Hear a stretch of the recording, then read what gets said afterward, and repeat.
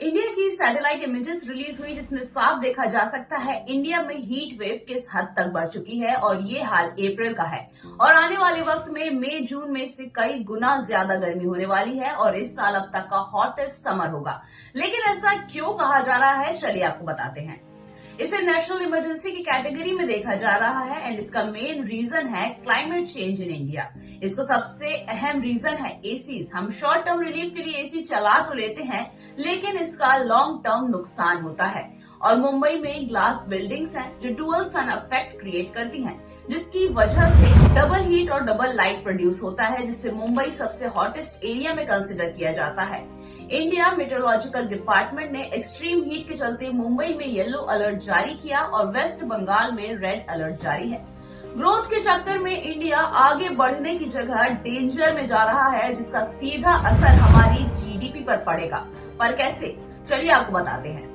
India में 75% working population है और उसमें फार्मर्स, वेंडर्स एंड वर्कर्स भी इन्वॉल्व है, जो कि मोस्टली दोपहर में काम करते हैं। लेकिन इतनी धूप और बढ़ती गर्मी की वजह से इस सेक्टर में काम करना बहुत ही ज्यादा मुश्किल होता है और उन्हें डिहाइड्रेशन जैसी तमाम दिक्कतें झेलनी पड़ती हैं। और अगर लोग बचने के लिए इस वक्त काम नहीं करेंगे तो इसका सीधा सीधा इम्पैक्ट हमारे देश की जीडीपी पर होगा एंड बाय 2030 हर साल 2.5% एंड 4.5% जीडीपी का रिस्क होगा।